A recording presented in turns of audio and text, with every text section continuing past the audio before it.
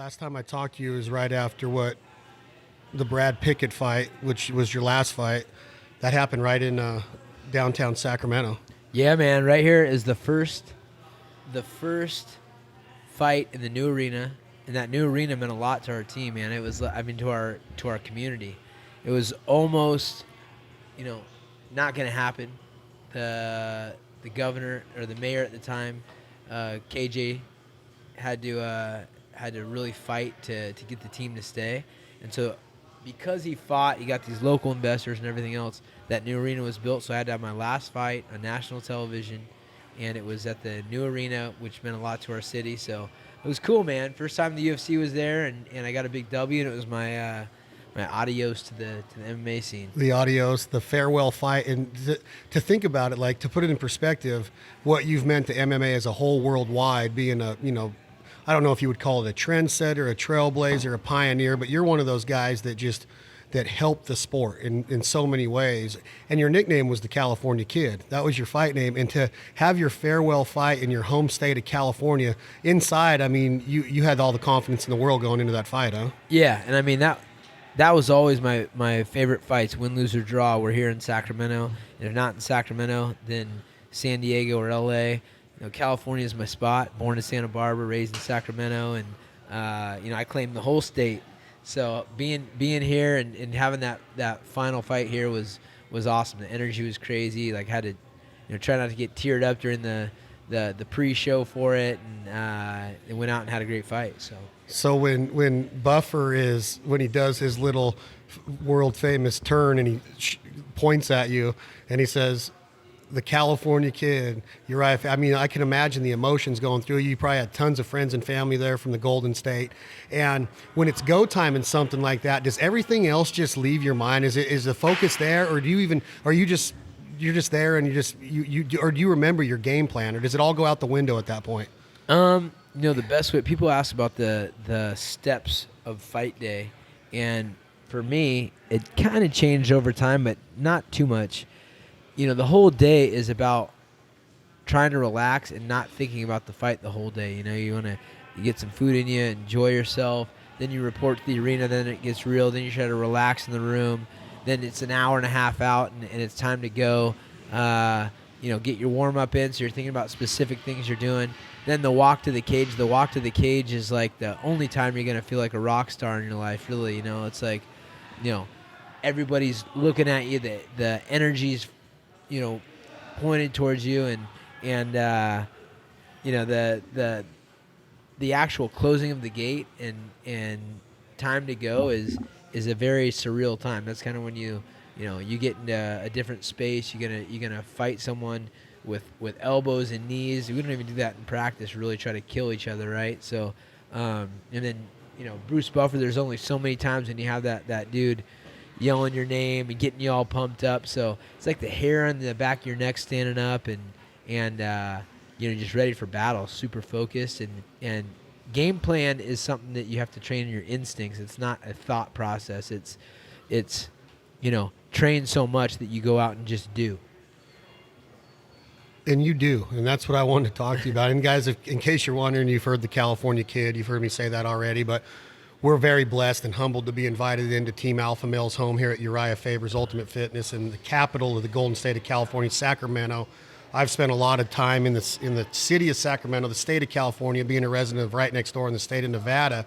And when somebody like you says you go, what I don't understand is that they said you retired. And it seems like if people keep up with the California Kid, I don't care what you're doing, you're on the go. And what has retirement meant?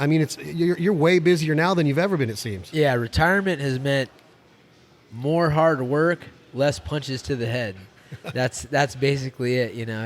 It's a constant hustle for me. We just wrapped a movie that we're filming in Murphy's, California, that I was a producer on. I'm not in the movie. Andre Feely is one of our fighters that has some real star power. He's had a big role in there. That was a 15-day shoot, and I was there when I could be. Then I went to L.A. and caught up with the champ, Cody Garbrandt, and got a couple days into prep with him and had some meetings there. I was here this morning at 7:45 coaching my team, and Yeah, all the way to 11:15. There was sparring. Now we're doing this podcast. I had a business meeting right before this podcast. I've got another meeting after that.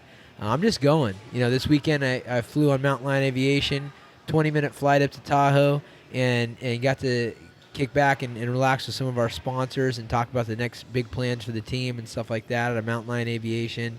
Like, my life is a go. But if you think about it, you wouldn't have it any other way. I mean, Absolutely. You can tell by the way that you would walk into the arena. Like, you gave the fans a sense of there is no reason in life not to smile, not to have a good day. There's no excuse not to have a good day. And I understand that things happen in life, Urijah, to where it's out of our control, that you might have some sadness and face a road bump. But if you face the adversity in life with the optimistic attitude and outlook that you have, and not only that you have, but that you have instilled and ingrained in your fighters, your fight team, your friends like Mendes and Clay Guida and Cody and when you would walk to that octagon, you gave the people in my living room that sense that, hey, everything's going to be all right. We're here. You can wake up every day and have a goal, and it's one thing to have that goal, and then it's another thing to actually reach those short-term and long-term goals. And with your mentality in life, it just seems to me like there's nothing that you can't conquer. And I just wanted to say that and say I appreciate that. At 39 years old, you've inspired a lot of people. Well, thank you, man. It means a lot. And yeah, like you said, mentality is a choice. The way you view things is a choice. And of course, everybody's gonna have times when you're down. It seems like the world's coming in on you, or things aren't going perfect. And I always try to relate it to like elementary, junior high, and high school and college. It's like when things are going bad, it always seems like it's the worst thing in the world. Like, getting sent to the principal's office as a kid. How scared you were. You're going to have to talk to your principal, and then you're going to have to call your parents, and you have to go home. And at that moment in time, it's like nothing could be worse, and you're so, involved in what's going on. But, I mean, everything friggin' passes. It's about a mentality of trying to see the optimism in things, and that has been a lot of my success. And, I mean, you can see if you walk around this gym right now, adversity caused some men to break, others to break records. Adapt what is useful, reflect what is useless, and add what is specifically your own. Bruce Lee. We've got, imagination has a lot to do with winning. All these you miss 100% of the shots you don't take. Yeah, it's all these things that are kind of cliche things that you hear growing up, and it's like, work hard, the money will come, and you can do anything you put your mind to, and all this stuff. You got to be a malleable person that really believes in anything can happen, and then have the work ethic to do it, and have the positive mental attitude to keep going, because life's fucking hard, dude. It's a hard gig. There ain't no doubt how hard life is. What I loved about when I walked in here today, Faber, is that you were training. You're the champ. You're the California kid. You're a UFC Hall of Famer. You've coached on The Ultimate Fighter. You fought in the Philippines. You fought in South America. You fought all over the world. You've represented the UFC, the WEC, the King of the Cage. I was watching you in Reno, Nevada, and met you at the top of the escalators in the El Dorado Casino way back probably before you had the name that you do now, but you were building, and you built a brand. And I walk in here today, and there's probably a 15 or 16-year-old girl in the, I don't even know how old she was. But she's training with Urijah Faber. She just turned 18. That's Corey. And that girl's a stud, man. You want to talk about discipline and what you're talking about right now. This always shocks me when I hear people say, "Man, you're so humble," or "Man, you haven't changed." Like, it's weird to me that people aren't humble and that people do change. And that people, like, what are you supposed to do? You make it to a certain level, and then you got to hide out because no one's good enough to hang out with you. Exactly. Like, my life is right out in the open. My whole life right now is on this street. I've got my house on one street, my gym's on another, and it's 2 miles is my commute. And I'm bringing up the next generations because, who knows what I'm going to do in the next. Am I going to be in the limelight? Maybe I'm not. But I'll tell you what, that little girl I was dealing with, that's Corey McKenna. Remember her name. She's one of the most disciplined girls that I've met, one of the most disciplined athletes that I've met, with her diet, with her regimen, with her, what she puts in. She just turned 18. She was 7-0 as an amateur. She's now 1-0 as a pro, and she came over here from the UK to get her training camp in, and she's going to go back to the UK and fight a 30-year-old chick that's a little bit bigger than her. And, when I see the kind of effort she puts in, that inspires me and makes me want to go and give back to her. I've got Chad in here, and I'm pumped for him to make his return, Chad Mendes, and I'm like, dude, Chad's doing everything in his power. He's got a monitor on him at all time. He's watching his heartbeat and doing this and doing his diet and sleeping in an elevation tent, and like that kind of focus and intent inspires me. And there's time to do all the stuff I want to do, but like giving back, that's a big part of my passion. And the passion that you talk about giving back is, and that's what I've seen with what you've built here with Tam and Team Alpha Male out of Sacramento. And we can get into your roster, and I'm going to get into your roster because I can't believe that. You have 20 fighters out of this gym on just the UFC roster, not to mention all the other cards and fight clubs out there.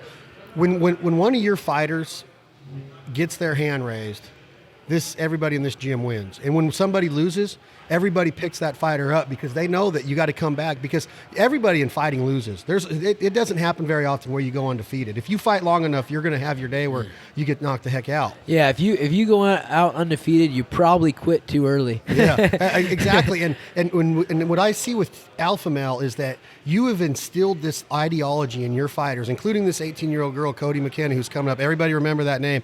I watched her spar with Urijah today, plus other fighters in his gym, and she was, I hate to use the word manhandle when I talk about her, but she is awesome. Oh, yeah. And just to see the attitude of this gym, man, it's like, I want to work out when I'm in here. I want to become a better version of myself. And I brought Matt Pendola, who is he's a trainer, and he's a big fan of yours, and Chad Mendes, and that's what he's instilled in me, is a better version of yourself. And I think that you've given all these guys and girls the ideology that they can have their hand raised at any given time, and that's what they're all fighting for. That's it. And you gotta have that belief system. And I remember, I've heard it a bunch of different times.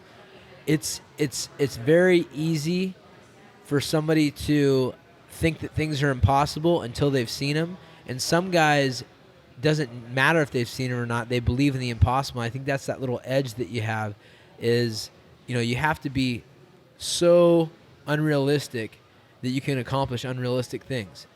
And when a person comes into our gym and they're in here rubbing shoulders, this is like the Think Big gym, You're rubbing shoulders with executives that are here working out. You're rubbing shoulders with some of the top fighters on the planet that are on TV and have millions of followers, guys like Cody Garbrandt and Chad Mendes, and you guys are rubbing shoulders and realizing, like, we're all just human beings. That guy, you watch him eat lunch right after a workout, or say hello, and they say hello back.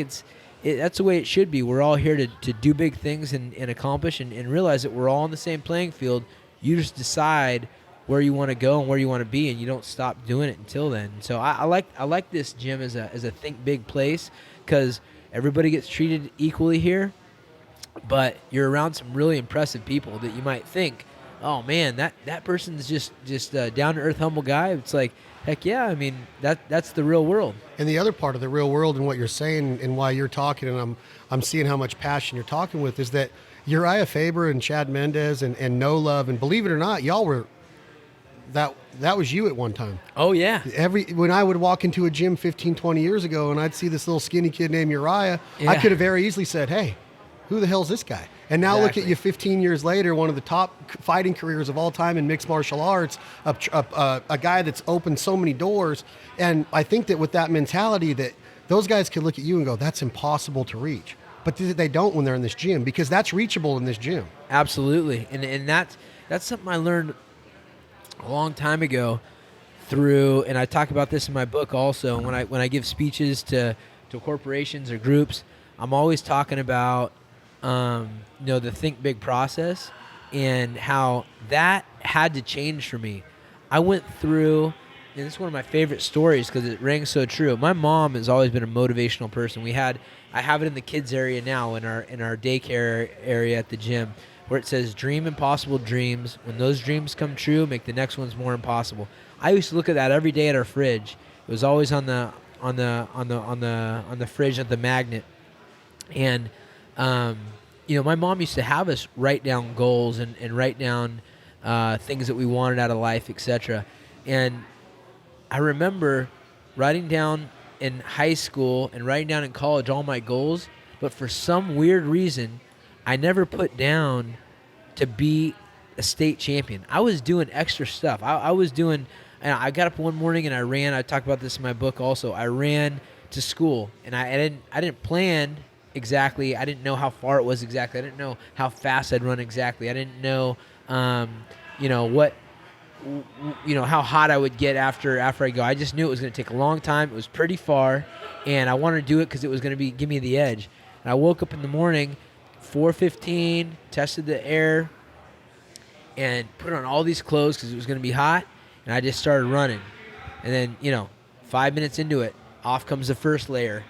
Beanie's in my pocket, gloves are off. Then I tie my shirt around my waist, and then I'm, taking off my sweats into my long johns. And next thing you know, it ended up being a 9-mile run, and I'm in great shape at this time. I'm a sophomore or junior in high school, and it was only 9 miles, and I run pretty fast. I got to school 2 hours earlier, carrying all my clothes, but it was a mentality. I want to do something hard, but I didn't really plan it out. So, it's one thing to think that you want to do something, and it's another thing to be thoughtful in how you do it and intelligent in how you do it, and it's another thing to write out a goal, and it's something else to think really big. So when I'm thinking big, I'm not trying to now I'm not trying to say I want to be in the top 8 like I did in high school. I want to be an All-American, which is top 8. That's what my goal was my senior year. And I was doing all this extra stuff, probably more than most guys that were state champions. But I wrote down as my goal, be in the top 8. When I wrote down my goals for college, I put a hit list down, and I put down all the guys on my team. Because I had 4 guys in my weight class. 3 of them beat me in high school. I wrote down the hit list, and I said, beat these guys on my team. When I got to my senior year, top 8 again. I never put down be a champion. It always baffled me why I didn't write down that bigger goal, and it just was, I wasn't used to thinking that big, and I didn't want to set myself up for disappointment. I don't know why I didn't do it. That's what changed when I came to the MMA world. I wrote down my goals. It was start a healthy and successful business. I was one month out of college. I said be a world champion in the UFC or Pride. And I said, own 2 houses in the next 4 years. That's what I wrote down. That was the first goal. But that was the first time I said champion versus top 8. And that was the difference, just a thought process, a little tweak in the thought process. Do you accredit yourself with that? The thought process is awesome. And I remember when I was a junior in high school, I'm older than you, 1992, I was a junior. So I'm 2 or 3 years older, maybe 3 years older than you. And I had a lump in my chest, and I was an athlete. I was an all-state baseball player and played on the state championship football teams. And I went into the doctor, and I had this weird thing going on in my chest, and they said da-da-da-da-da, and one thing leads to another, and I got to get surgery. So they go in and they reconstruct my entire chest cavity. And what they did is they went in and they broke every single one of my ribs in my rib cage. They took They took 49 inches of my ribs out, broke my sternum in half, took my xiphoid process out, and reconstructed my entire rib cage, and I got a scar that goes all the way across my chest. And when I woke up after an 8-hour surgery, I woke up in the recovery room, and my entire team was standing around me with my head coach there. And I looked up, and I was kind of groggy-eyed, and they had a present for me, and that present was a Bo Jackson calendar. And my coach said, what I want you to do is I want you to start today, and I want you to write down your short-term goals on this page and your long-term goals on this page in December, and I want to see what we can reach. Let's not even think about what you just went through. And that mentality stuck to me, and to this day, it's been over 20 years since that surgery. I still have that poster with those goals written on them in a blue Sharpie. And when I think about, and when I hear you talk about your mentality and your approach, that's been my approach since that day when I woke up and I'm like, I'm not going to be able to play baseball this year. After that day, and I woke up and saw those guys in my room, and my mom and my dad and my brothers and everybody, it never crossed my mind that I couldn't do it. Right. 2.5 months later, I was on the baseball field, diving into second base, stealing second base. And that mentality is that it was just what you're seeing. I didn't set the goal to play baseball that year, but because I set all these other goals in my life, I just kept climbing and climbing. The next thing you know, I'm in a chest cavity playing baseball and not missing an at bat. Yeah. And you can do that. You can look at life in one way and it's easy for you to talk about that mentality, right? Because you give speeches and seminars and talk to big corporations, but it's not something to take for granted. That mentality has to be instilled in more people, is what my point is. Oh, absolutely. And you know, you see it all the time. How many guys, if hard work was the secret to success, I mean, then the guys that are digging ditches every day would be, you know, running the world. They'd have the most money in the bank. They'd be, you know, president of the United States. If they can really dig a ditch and they can do it fast and hard and they work their butts off till exhaustion, hard work is not the key. It's an ingredient, you know. That self-belief is not the key. How many guys have you had that think they're the shit, and it happens at this gym all the time? They come in here and they're here to be a fighter that no one can beat them, this and that. They come in, get their asses whooped, and either two things happen. Either their ego gets deflated and they're like, reality hit in. I'm not the toughest guy in the world. I fucking suck. Or they get a good excuse. Well, they only beat me because I'm out of shape. I only beat me because I need better striking. Or they only beat me because this, that. Those are great excuses, and that's the type of person that you can mold into a champion. Somebody that keeps that belief system, gets a dose of reality, and then starts making these adjustments. So, you know, it's one thing to want to do something. It's another thing to say, look, there's a long way to get there, but I can accomplish anything. It's not going to be easy. It's going to be a very difficult thing, but I'm going to keep on trying until I get it, right? And I always talk about with my guys is the feather in the cap mentality. Everything you guys do is a feather in your cap. Whether that guy came in for one day, he can always say, I trained with the best team in the world for one day. Take that, put a feather in your cap, move on, go get a job, and that's something you can always say you did. You want to stay and you want to be one of the top guys in the room. You want to stay and you want to be in the UFC.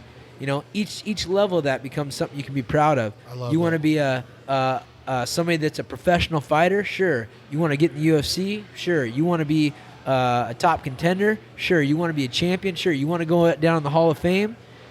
How big do you want to think? How hard do you want to work? How long do you want to stay at it? That's the thing that a lot of people don't understand.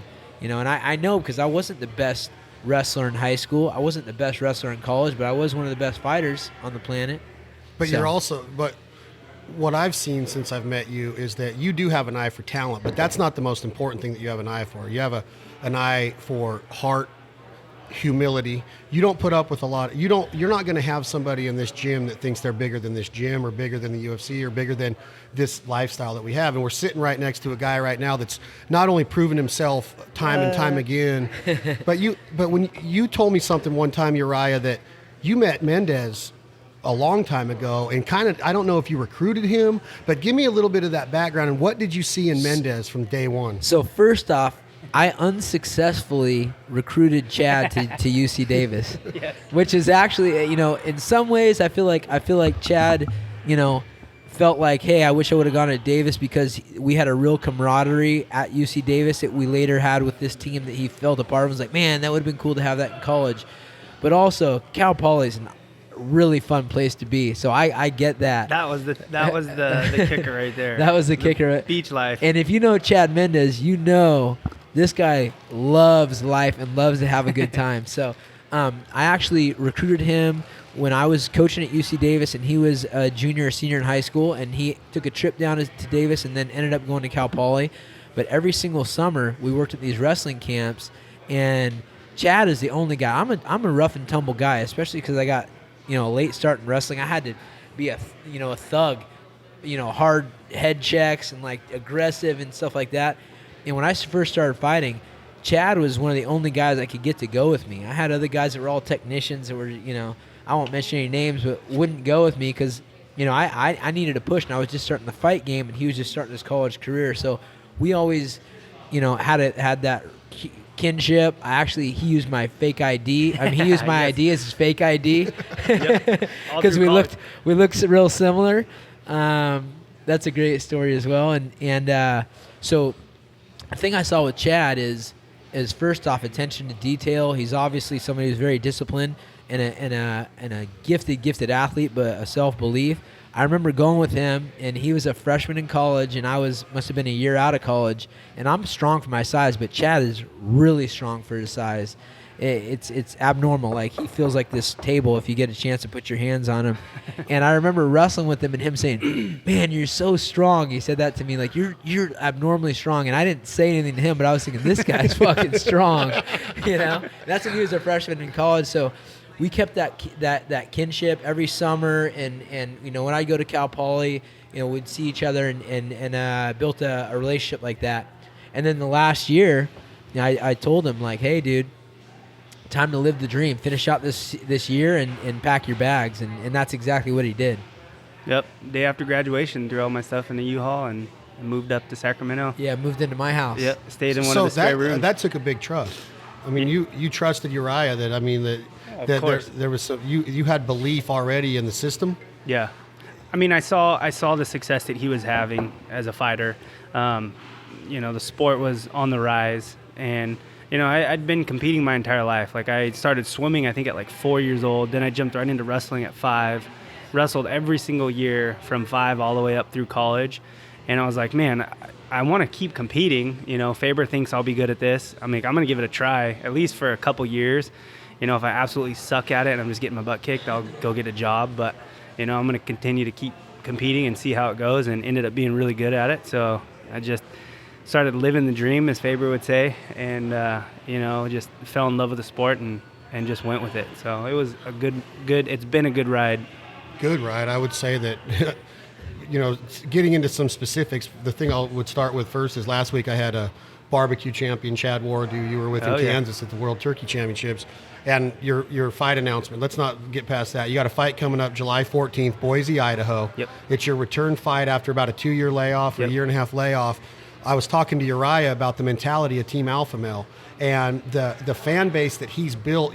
I was trying to tell him in so many words, Mendes, is that even when you're not on the fight team, I wanted to jump over that wall this morning and get in that picture, because I feel like I'm part of the team just by living through you guys vicariously, right? Uh-huh. So when you go into that fight in Boise, you have to have like this entire sense that I have an entire family behind me.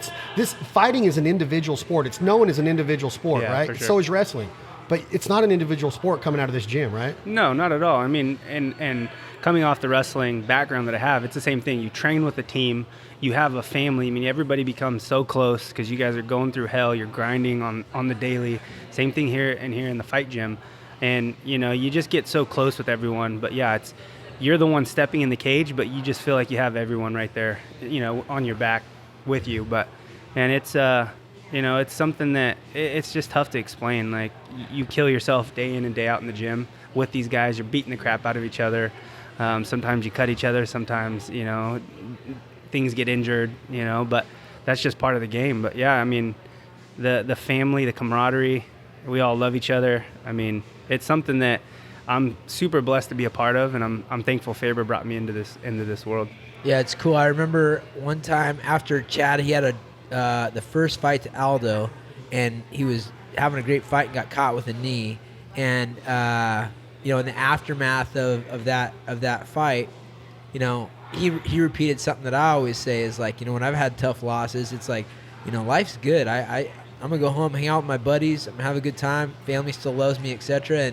And you know, it's water off a duck's back. We're back in the gym and living the good life. Just fought for a world championship. That's like being in the Super Bowl. Yeah. When you're fighting in a world championship fight, that's like being in the Super Bowl. And how many guys get to be in the Super Bowl? And how many guys get to experience that elevation of being at the highest level? You know, Chad's done it a number of times. I've done it a number of times. Cody's getting a chance to do it, and everyone else is shooting for that pinnacle of the sport.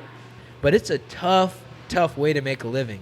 This is a hard way to make a living. And if you're not having fun with it, and me and Chad have had conversations with this numerous times throughout life and throughout the career, where if we're not enjoying ourselves, if he's not going out and getting those hunting trips in, and we're not in here laughing and having fun, like, that's a miserable life. Yeah. You just come in, that's like that's like you just coming in and fighting people all the time. Like, you got to have the other parts of it, or otherwise, what are we doing?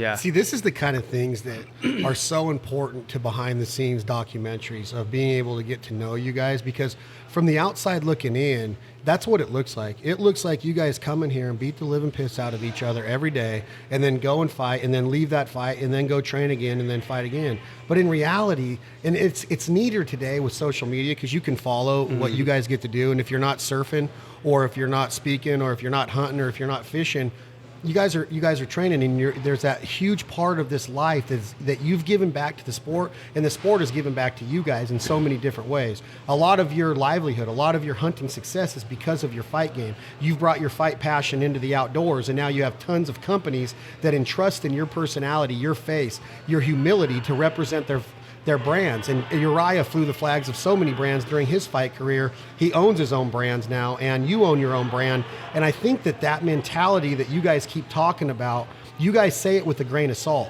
but I really think that people need to really stop and listen to what you guys are saying, that you guys have played in the Super Bowl. You have fought for world titles. You've had literally 40,000 people chanting your name at a time.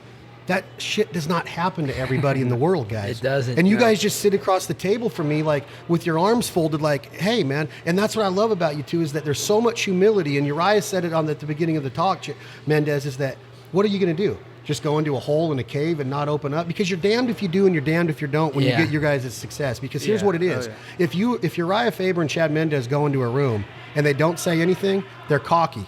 They're they're arrogant. But if they're the life of the party and the limelight's on them all the time, then everything's about Urijah. Everything's about Chad. So where's the even line that you have to walk? Because if you don't talk to anybody, you're an a-hole. If you talk to everybody and it's all about you because you guys are celebrities, you're an a-hole because you're taking the attention. So there's a fine line, and you guys have done so well at that, of making everybody feel like they belong. And when I walked in here today, I was like, dude, Urijah's training with an 18-year-old girl, and Mendes is training with a dude, and that's what this team's all about. And I just wanted to keep bringing that back into it, that theme that I saw in the first 5 minutes at Ultimate Fitness today is your guys' walk of life every day. Yeah. I mean, people, I hear this a lot, and it's like, we're all just normal people. I mean, just because we are crazy enough to step into a cage and fight somebody, I mean, we're still, outside of that, we're all just normal people. Like, I enjoy nice things in life. I like getting away. Like, I just went to Lake Shasta with my wife, and it was an awesome trip, being able to just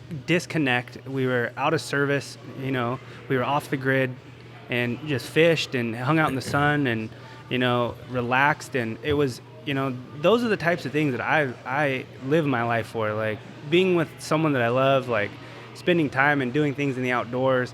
Like, all the fighting stuff, I absolutely love competing. I love being a top competitor. I love pushing myself to the limits, and that's just, one of the things I love in life. And, for guys, and I know there's a lot of guys in the sport that they're 110% consumed by the sport, to where they don't do anything. They don't have any other hobbies. They don't have any, thing that they do outside of the game. And, to me, it's, and, Faber just touched on that, but there's so many things to do in this life. And for me, it's, you just got to find what makes you happy and do it.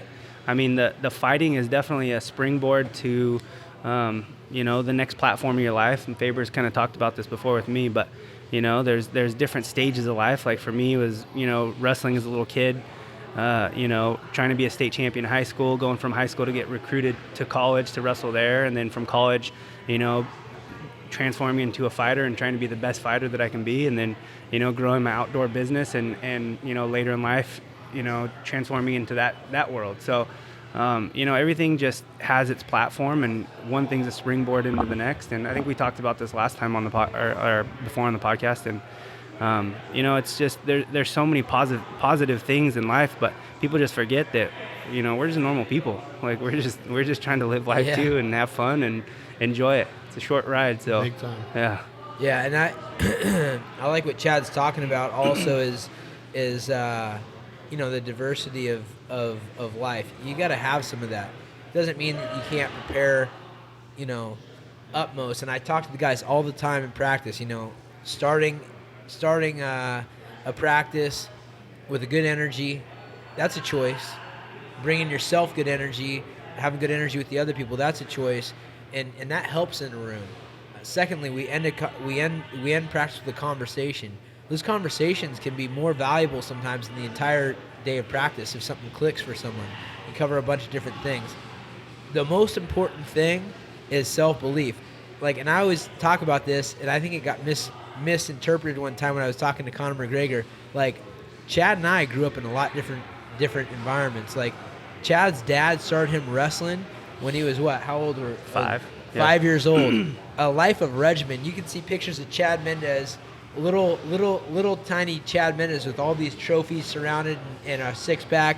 My dad used to drive us around in the summers, and he put me and my brother would be dropped off at a pond, and he would go work construction all day, and we'd sit there and fish all day and I wait. used to So do that too. you know, that was my summer. My dad wasn't like, here, do this sport, etc.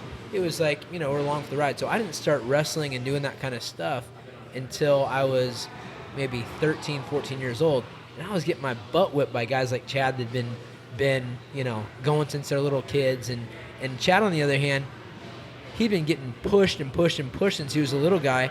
And those little breaks meant so much to him. As part of his success is like when they go fishing or they do these trips, like that meant a lot because you're in a heavy regimen since a little kid, right? For sure. Wrestling in these tournaments on the weekends, et cetera, et cetera.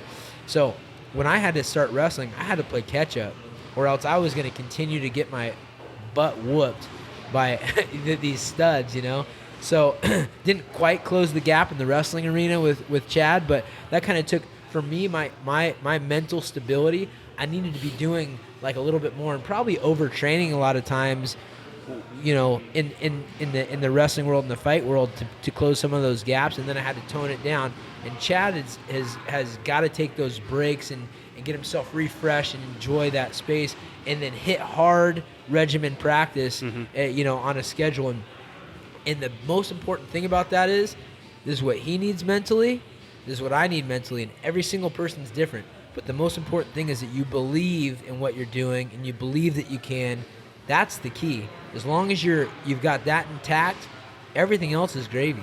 I know that everything can go astray sometimes in life, and we talked about that a little bit ago. And I talked to Hendo last week on the podcast about some of the current affairs that are going on within the MMA world. Hey, first off, that's a mentally strong dude, Dan Hendo. Yeah. I got a chance to watch that guy train when I first started.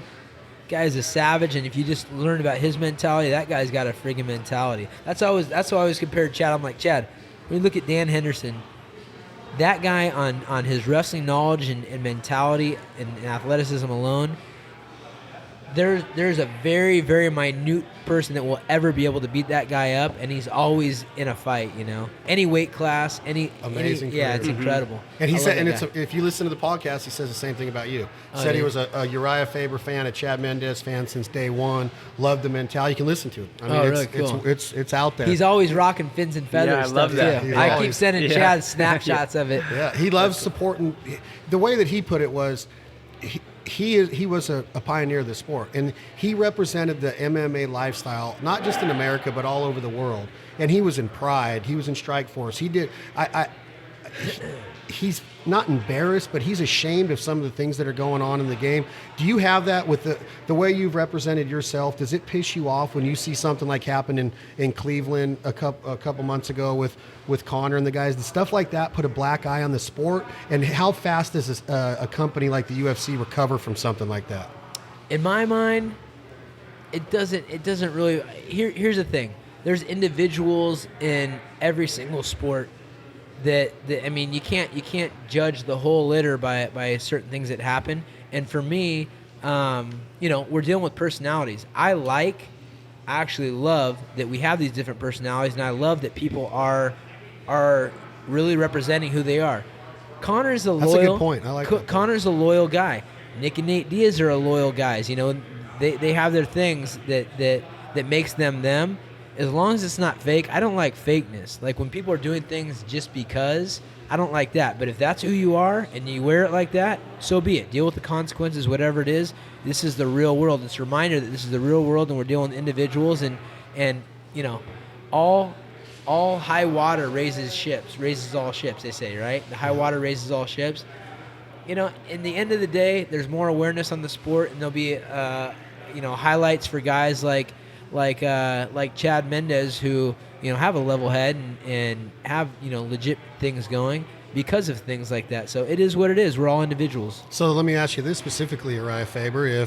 If your boy sitting to your left, my right, Money Mendes, has a full fight camp going into the Conor McGregor fight, what is the outcome of that fight with a full training camp, in your opinion, as his coach and mentor? You guys saw it in the first 2 rounds. Yeah, that's it. I mean, and that's something I talk about. Like, honestly, Chad is a gamer. He was on a boat fishing, having a couple beers when he got that call with 2 weeks left, and this guy trains his butt off in camp and believes he can do anything. So he took that fight in a heartbeat, and unfortunately the gas gave out just enough to Conor to get off, but Chad was having an easy time. Not to mention, a lot of people don't know this, Chad, when he took Conor down, the first minute and a half, he was throwing nasty ground and pound, smiling at Conor, but he broke his thumb. Yeah. He broke his thumb Yeah. the first minute of that fight. So he had a broken thumb going to that thing. Plus he was wheezing, and Conor was throwing some body shots. But Conor knows that fight was, he knows what was happening. That was an easy fight for Chad until he got a little bit tired, and Conor took advantage. So when you can take a guy down pretty much whenever you want, and he's content with just staying on his back with a closed guard, you're gonna just be able to elbow and ground and pound the entire round, and if I had the gas to be able to just take him down again in the third and the fourth and the fifth and just stay on top of him, there was nothing he was going to be able to do. He's not going to submit me off his back, know. There was no danger. And the other thing is this: if you actually watch that first round and just the stand-up exchanges, Chad was getting the better of the straight stand-up also. Yeah. Well, when you look at a body makeup of Chad Mendes, you don't think box. You don't think boxer. You don't think reach. You don't think that this guy's ever going to be able to get. He's got an insane hands, and I'm not. I'm just going off of a novice fight fan. I'm a huge fight fan, but I'm just novice when it comes to the technicality of it, Urijah. I love Mike Tyson. I love the career of Mike Tyson. And when I watch the way that he attacked somebody with his hands, I think back of that day. He wasn't the tallest guy in the ring. He was shorter than Spinks. He was shorter than Holmes. He was shorter than all of them. Yeah. And he would go in there with that towel wrapped around. When we take it off and hear that bell, it was a bulldog. And what he does with his hands is kind of that same approach. Am I onto something when I say that? He is a hell of a boxer, right? And we've talked with Chad about that, and there's guys like, we got a little kid, Andrew Coyne, bulldog. He just lost his first fight in his career this last weekend, and he's a lankier, kind of a slick guy. I'll tell him to watch a couple other guys. Tyson's a great person for Chad to watch, and that just finding a way is the easy part, and the guy hits hard, etc. So that's one of the guys to have Chad watch. Yeah, I like being able to get inside. I think the difference is, everybody I've ever fought has a reach advantage on me. I'm a short 45er, but being able to close the distance and get on the inside and just let big hooks and overhands go, I mean, that's where my strength comes in. So that's what I like. That's what I like about the Tyson style. Yeah, and I think, there's a lot to that. It's just finding a way. There's not like any style. That's what we love about MMA. Anybody. Now we got that the kid O'Malley, long, lanky guy, and he's doing all sorts of cool tricks. He's like a delusional type of guy that he thinks no one can touch him, and he fights like that. And he's got a creative style. He works on all these little tricks, and he's got a different body style. It's just finding a way. Is that that's the Sugar O'Malley? Yeah. He made a comment the other day about he's going to bring a new level of excitement to MMA, and he's building a brand. But he backs it up when he gets in there, and that's another guy. You look at him, you're just like, man, that's what I love about MMA is it doesn't. When I watch, if I looked at Daniel Cormier on the streets, I would go, just an average guy, Olympic wrestler, world champion. He's getting ready to have an opportunity to hold belts in 2 different weight divisions. Yeah. And I love his mentality when he goes in the ring because he never says no to a fight. And no matter what the odds are, if they're stacked against him or they're in his favor, he fights the same fight every time. Yeah. And it's just that's what I love about the MMA game is that you can take somebody like Mendes that might not necessarily have the reach, but he can take you down, ground pound you. But he can also surprise you with a jab or a hook or something because of the way you guys train and how well-rounded your athletes are that are coming out of the gym. Yeah, absolutely. And, it's just a choice. You build with the mentality, then you add the techniques. That's kind of the gig. And Cormier, I remember Munoz telling me, he goes, "Oh, I'm telling you," before Cormier started fighting, he goes, "Cormier would be an incredible fighter." Munoz is a good, Mark Munoz is a good talent scout also. He's a great coach.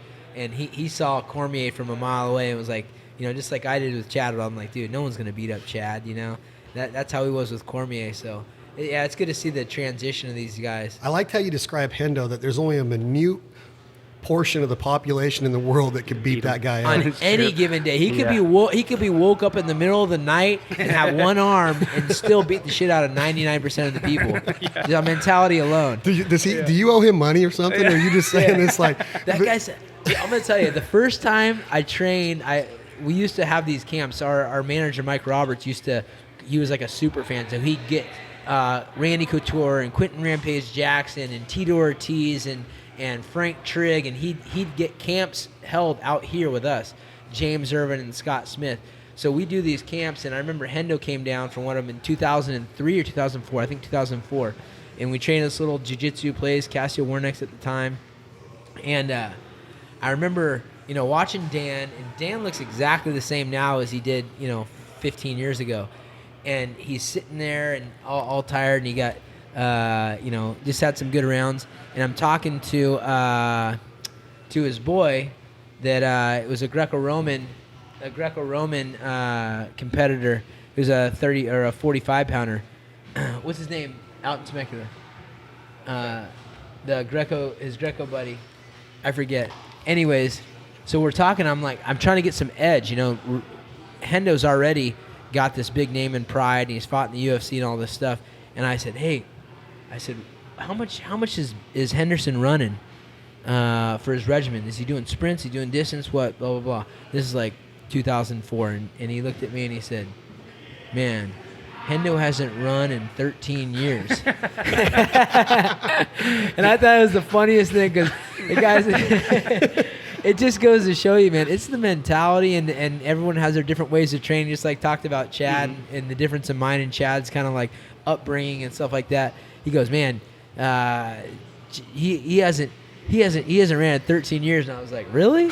Because here I am trying to find every edge. I want to hear what the champions are doing. And the truth is, like, you got to do what you got to do and understand that it's different for everybody. The announcement they made last week or just the other day about his fight against Shogun Rua going into the Hall of Fame, when you watch that 5 rounds of fighting, like literally, like there's just no way that either man should have been standing. No way. Some of the stats that Hendo announced on the podcast were he landed more power shots in that fight than he did combined in his entire career. That's crazy. Shogun Rua wore more power shots in that fight than he did in his entire career. Wow. Think about that. Dan Hendo, the H-bomb, he landed more power shots in 5 rounds against Shogun Rua than he did of all of his other fights combined. That had to have taken a few years off his life. Yeah. Off of whose life? Shogun, yeah. Like in Matt Pandola, Urijah Faber, he's obviously a huge fan of both you guys, but he has some common ground with you.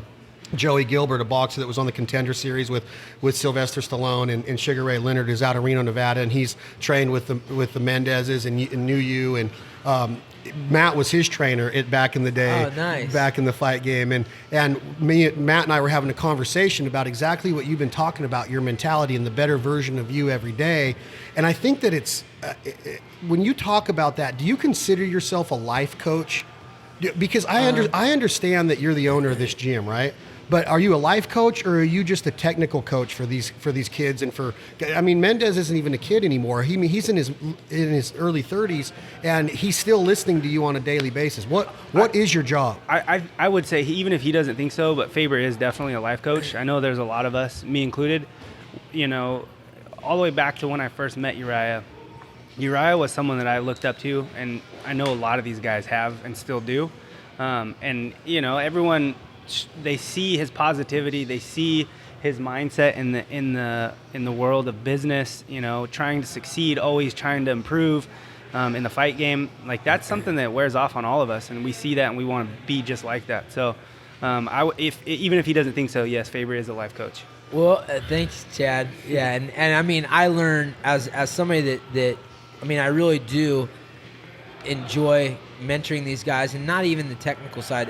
It's frustrating for me to do the technical side sometimes, because different people have different speeds, so, and different strengths and things like that, and you can break it down. But my best time spent is on the mental side of things, because I really believe that's the most important thing.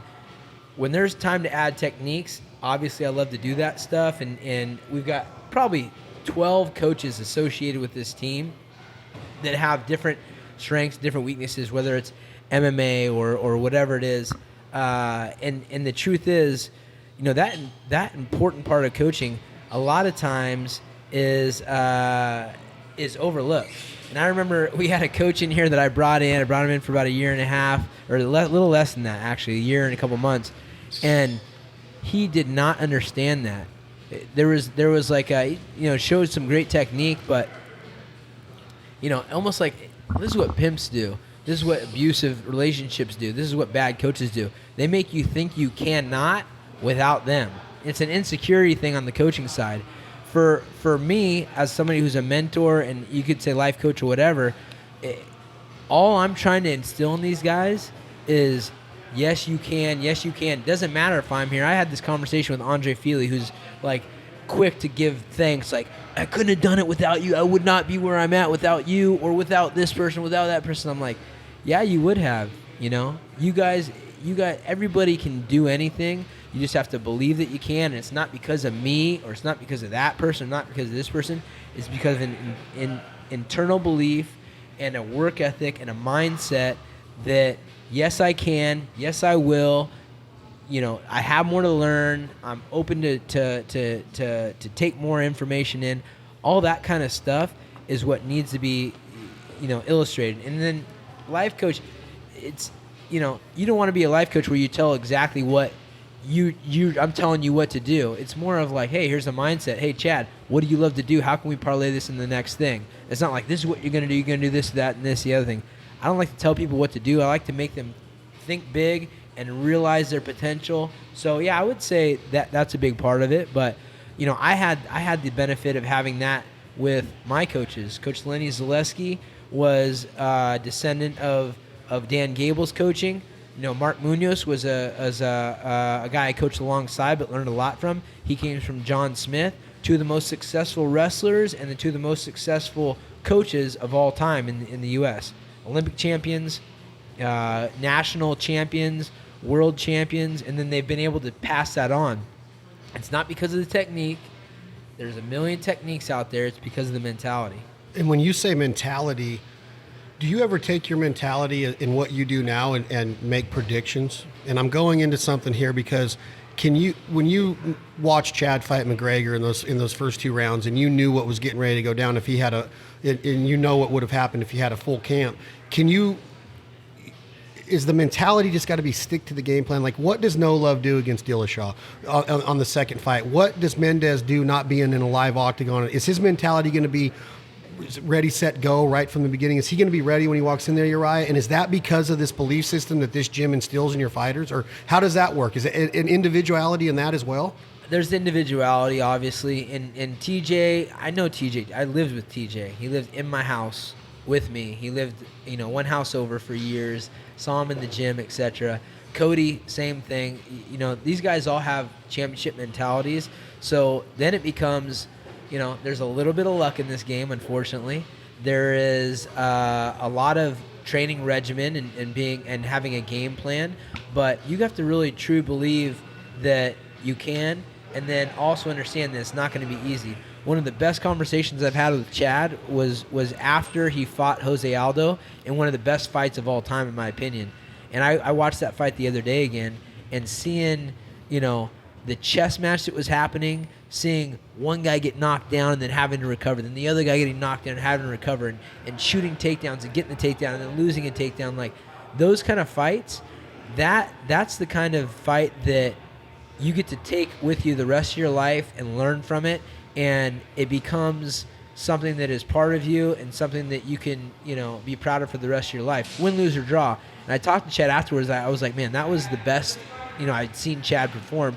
And he said, and it came out in the fight, he said, I knew that was going to be one of the toughest things that I've ever done in my life, and I got myself prepared for that. He goes, I knew this was going to be a gritty fight. I knew it was going to be one of the toughest things I've done, and I was ready for that. And that, it's hard to take that, and I've had 44 fights. It's hard to have that same amount of intensity and thought process all the time. And so you hope that you can do it, but sometimes I forget. I've had times where I'm trying to find that edge, fighting guys that nobody knows, where I have nothing to gain, etc. And it's hard to get that edge sometimes, so... Where do you get it? Is you can't come out of the octagon and face a world-class fighter like Jose Aldo, and you fought Aldo. You guys both had experience against this guy. Right. You can't come out of there and just make a statement, in my opinion, that I knew that this was going to be a tough day at work. Like, are fighters born, Urijah, or can a guy come in here at 20 years old and does he have to have a fighter mentality already, or can that be taught too? There's something called a growth mindset. I think Napoleon Hill maybe talks about it. Napoleon Hill followed around some of the most influential people of his times, the Carnegies, the heavy hitters of the time in business and the wealthiest guys in the world, and studied them. That was his job, was to study. And a growth mindset means that you're open to anything. And Dan Gable used to talk. I heard Dan Gable talk. He came and gave a speech, and he said, I was gullible. When somebody told me something, I believed it. And that growth mindset, if you have it, then it's something that can be taught. If you don't have it, then it's something that can't be taught. Growth mindset means that I'm open for learning. I'm open for believing in that I can. And then people that don't have the growth mindset just think they're stuck. Well, I can't do that. I'm not good enough. Well, I'm not supposed to be there. I'm not supposed to do this. I wasn't given the gifts, etc. With that growth mindset, if you can get in a person's head and tell them something and they really believe it and it clicks, then yes, it's teachable. But you have to believe it. You have to be able, it's like, drinking the Kool-Aid, they say, like drinking the Kool-Aid where you believe, oh shit, well, I can be a world champion, well, I can be a millionaire, well, I can, have a healthy family that is free of abuse, or however you want to change your life.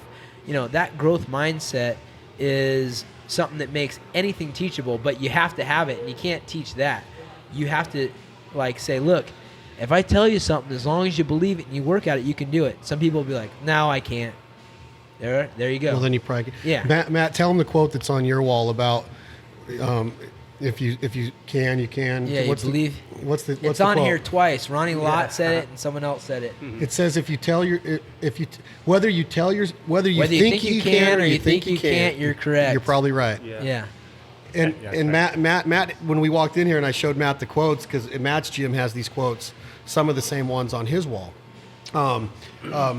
There's several things that we go over in podcasts, and what we talked about at the beginning of this, Faber, was those quotes as a kid. You're like, yeah, that's so corny, that's so cliche. And then you come full circle in life, and at 43, I'm sitting back going, man, when Urijah's talking and when I'm with Mendes, it's like we've been on hunts together where we might not have had the most quote-unquote successful hunt.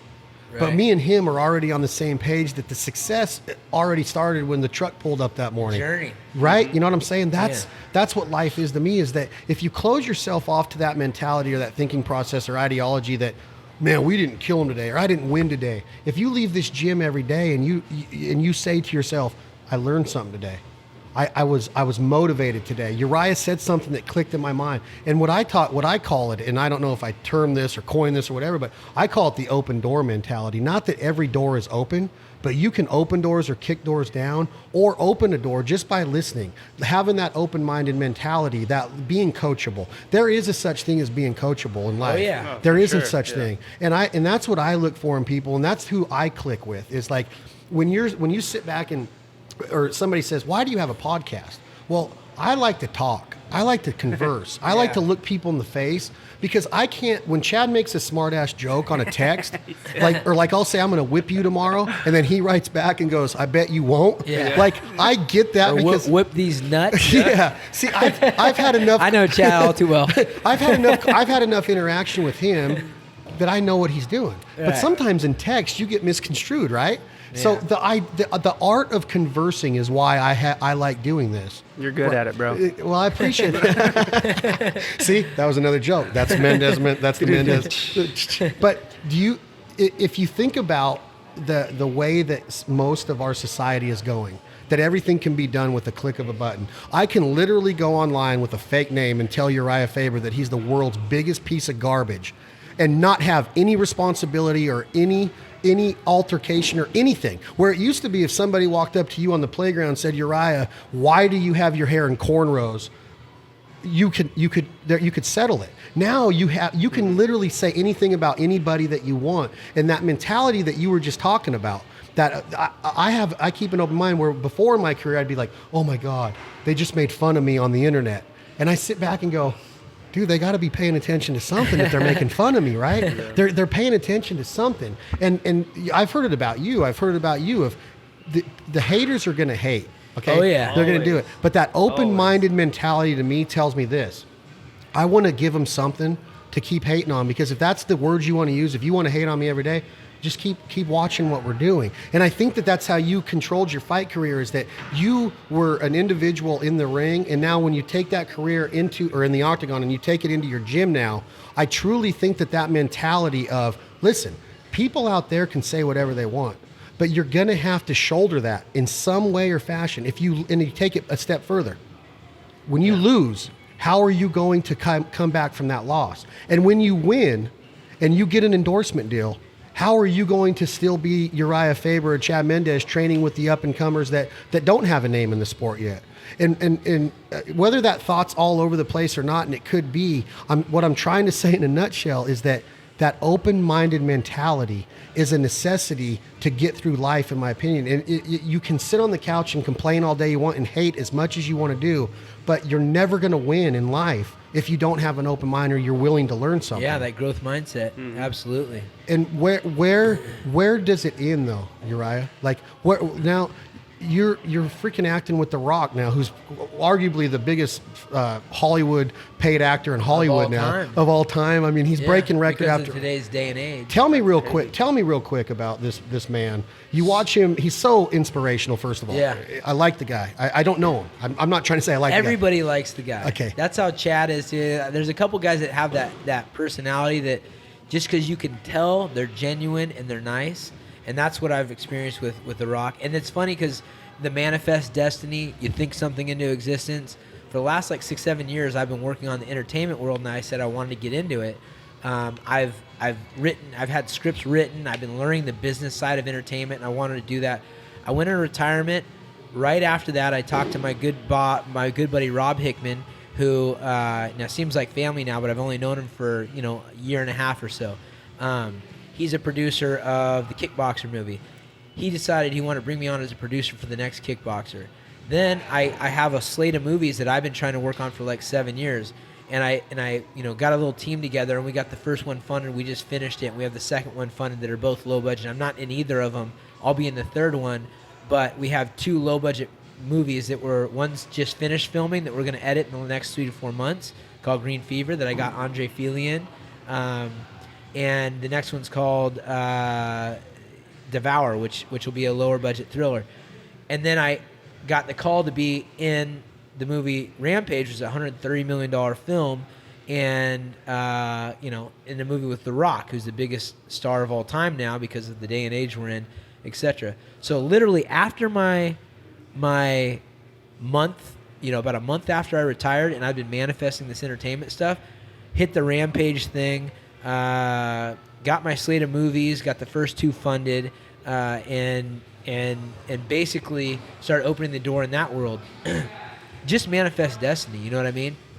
The Rock was awesome, but that's something that I wanted to do. I thought it, but I was also working hard. I found people that were up-and-comers in the industry. I had some concepts. I had them written. I'm not a writer, per se. I mean, I do have a book, but I'm not like a screenwriter. But I had a concept, had 2 concepts, had 3 concepts, had those things written. Now I own the properties because I want to be a boss in that industry, and there is a roadmap unlike the other stuff. So it was cool to see The Rock. He's a producer, he's an actor, he's a He's a WWE guy that got brought over. He's a transition from one thing to the next, just like Chad's transition from a fighter, for a wrestler to a fighter, to a businessman, to a hunting guru, to whatever else.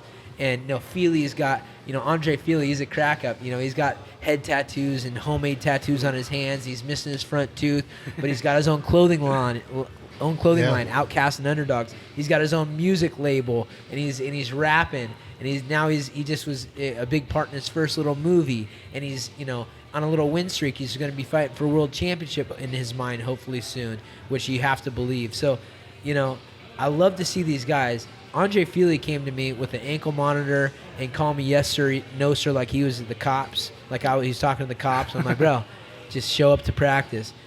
Chad came to me as a wrestler who was like, dude, I'm ready to live the dream. Packed his bags and moved his whole life over into a small room on the block and started getting punched in the face. And now he's one of the most decorated fighters in the world and has his own businesses around it. Like, that kind of thing is inspired. Stallone was like that in the movie industry. Chuck Norris, The Rock. These are all guys that started in something, made the transition over to another side of things, and then became the boss. I love guys that become the boss because it's just a mentality. Is it called the boss mentality? Is that what it hasn't been called? It's I think that you just come up. Yeah, I think Urijah Faber's boss mentality. There's your next that's book. the next book. All right, USPT and U.S. Patent and Trademark Office. Urijah Faber's boss mentality. We got to get the TM search going on that right away. I had it in my next book. I wrote it down. This isn't live, so we won't put this. We won't put this live until you get the mentality. The boss. I kind of dig it. We got to figure out what the synonyms are for the letters, though. BOSS. I think that we can do that. Chad, we got BOSS. Thinking. Well, okay, so let me ask you this: while he's thinking, what part does he play? What does he get casted as in your next movie? The next movie? Yeah, is he a fisherman with an old man hat on, or is he a gangster, or what? Chad's the guy that is super, super happy, but if you piss him off, he's still happy, but you shouldn't have done that. So he'll be like happily grabbing by the neck and throwing, I told you not to hit me. What do you mean? You know what I love about Mendes, Urijah, is that he doesn't make an excuse for his lifestyle. And just now he posts these beautiful pictures. And Abby, like literally one of my favorite people to be around in the last 24 months of my life. We were all really good friends with Abby before her and Chad hit it off. It was so good to see those two come together. Don't even tell me that you set them up too. I mean, you made it. You brought him in on the fight team, and now you introduced them. I did introduce him to Will. Technically, he did. Yeah. Yeah, wow. Will. Man, you owe this guy a lot, man. I owe Chad a lot. But listen, he puts these pictures of Lake Shasta on there. Him and his beautiful wife, selfie, holding up a fish, casting the rod. And then the last one, it's Mendes standing there with his knife with a freaking fillet of fish. And I'm just like, dude, that is so badass. Because you know what? He's not going to make excuses for that. He lives off the land. He's a hunter and a fisherman. And I know this for a fact because of being friends with him over the last couple of years, is that he takes a lot of crap for that. A lot of criticism for that lifestyle. And whether you want to believe in that lifestyle or not, don't you think it's great though that there's a voice that Chad Mendes can do it with a smile on his face and say, I'm proud of this lifestyle? Yeah, why? Don't hide from what you're doing. You have learned that from so many guys. Nick and Nate Diaz, they're pot smoking triathlon runners, and they they're good at it. They're good at it, At what part? Whatever. But that's them, and it's real. Chuck Liddell, doesn't say much, but he knocks dudes out, and he works his butt off. Chad's a hunter fisherman. Loves his girl. It's a foot taller than him, and can beat up anyone in the world. What I loved about some of the interactions, one of my favorite interactions that I've ever had with Chad Mendes was Zach Brown. Zach Brown is a true rock star. Yeah. I mean, Zach Brown hangs out with Bruce Springsteen. He hangs out with the Eagles. I mean, this is a true rock star, right? And we're over at Mountain View in Palo Alto, and I'm sitting there rapping with Zach by his bus, and Zach won't look me in the eyes, and I'm like, what the frick? I'm trying to talk to him, and I'm like, what's up? Well, there's like this 100-yard ramp that comes down where the buses pull in Urijah to where they can chill for the day, and I look back and I go, oh, it's Abby. She's hot. Right? He's looking at a hot girl. And I was so dead wrong. I'm like, he was the biggest Chad Mendes fan. And he stopped what he was doing, literally, and went over and made him feel at home at his bus. It was so awesome. Wasn't it cool? Yeah, that was really cool. And that was the sign. And Zach told me, he goes, I just like the way that he presents himself. I like the way that he is, his optimism, his vibe in life. Yeah. And that's what give me goosebumps, man. You know what I'm saying? That's Chad. Isn't it? That's why I love him, is that you could be having, like, he goes, you're more demanding than Abby is. I'm like, no, I'm not. I just like hearing from you because it brings a lot of love into my life. I like that energy and that vibe that different people in my life can bring, and that's what having him in the gym is that he's taking a picture and he's grabbing on himself to get me to smile up here, right? He's down on the gym floor, and to me, it's just like if you can be contagious in that format. Yeah. Not cancerous. I don't want a cancer. If you can be contagious in that way, that's the success of this gym. That's what the vibe of this gym is putting out there, whether you see it or not, because you're so close to it.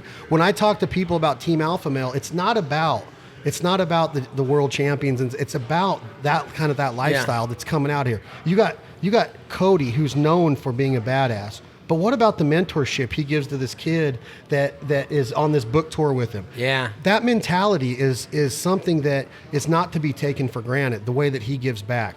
Yeah, absolutely. And that's the thing. It's, that positive mental attitude and understanding, like, doing things bigger than yourself. That's something that we preach about, and it can get rocked out of place real easy, the culture of a place.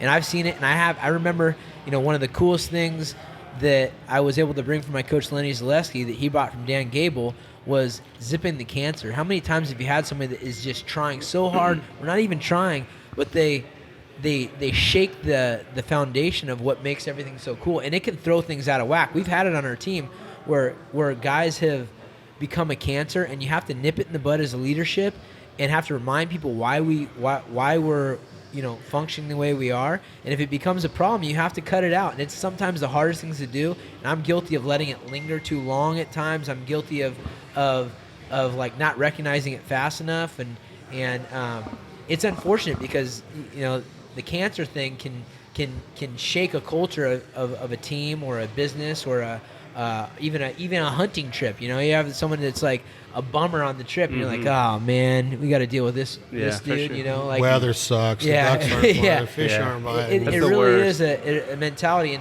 and I talked about Napoleon Hill. I've read some of his books, and I'm not good at reading books. I get like almost done with them, and I get all pumped up and go do something. Yeah, me too. But Napoleon Hill, he talked about, there was another writer that a researcher that he was with, and they were trying to figure out like the keys to success, and they were arguing over what was the most important thing, and it came down to two things, and they were back and forth on what it is.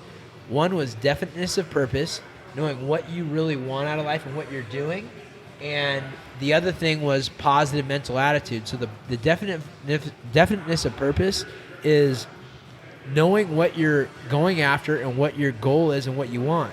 Is it a family? Is it $1 million in the bank so you can help people out? Is it to have your own place so you can be alone and live on the ocean for the rest of your life? What is your purpose? What are you shooting for? What do you want? That's one of the most important ingredients to successful people.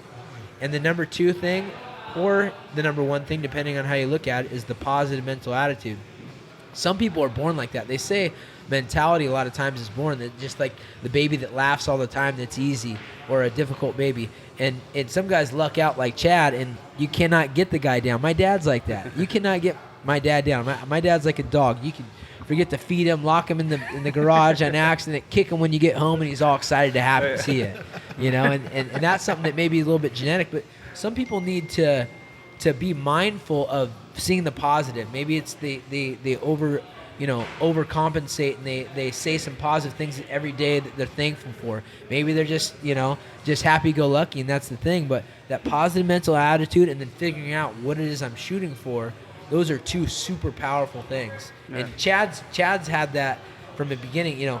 Already understanding shooting for things. He learned that as a 5-year-old kid, where he's going to a tournament and we go eat pancakes after the tournament, and I get my medal to put on the wall or whatever it is.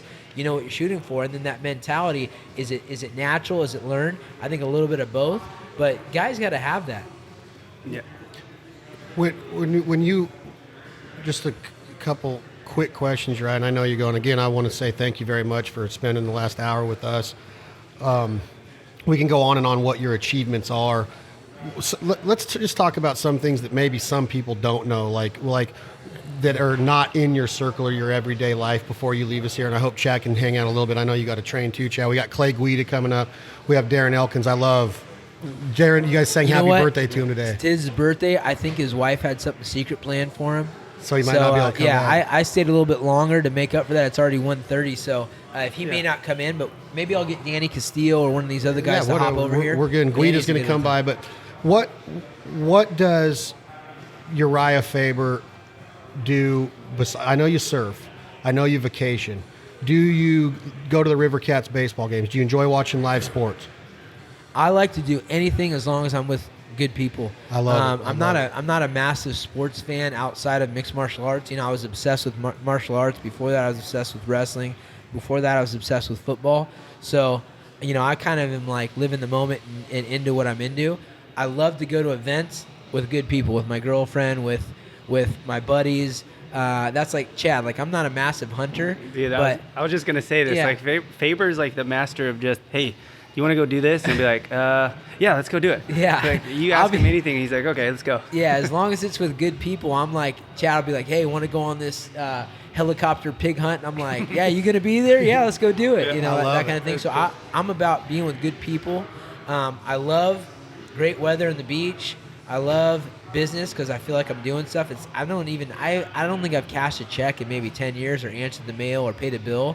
But I like success, and I like. God, I love hearing that. You know, I really That's have. so awesome to hear. Yeah, and I pay people that I really trust, Tommy and Candy, to make sure that they can do the stuff that I do not like to do. You know, I hate getting gas because I'm forced to do it, otherwise I can't drive my car. And I'll go all the way till I'm like about to run out of gas. I'm like, all right, I'm going to stop and go get some gas. Is it because of the smell it leaves on your hands? I mean, you're a fighter. Wrestlers and fighters are the stinkiest people on the earth and when they leave a gym. Like, what's the deal? Like, why don't you just put on some gloves? No, it's not the smell. It's like the I don't stop. like It to puts take a the stop in time. your I'm like, dude, there's a bunch of shit I want to do. I got to get gas. Isn't it Damn weird? it. I do too. And I used to have a thing where it's like, you got 2 miles till you're empty. Then you got 1 mile till you're empty. And I'm like, just right to that edge. I'm like, all right, I'll stop and get gas. And then now I don't have that on my new car, so I run out of gas twice in my driveway, and I had to like go get. I called Tommy and Candy. Hey, will you guys get me some gas? You're right. I hope that we get to do it again because when you have a storied career like you do, that's Joey Rodriguez. Joey Rodriguez, baby. That's the fight coach. That's the boxing That's coach. When you have a storied career like you do, I hope that you invite us back to do this again sometime to where we can get more than nuts. But the nuts and bolts of things. I didn't mean to say you're nuts. That was weird.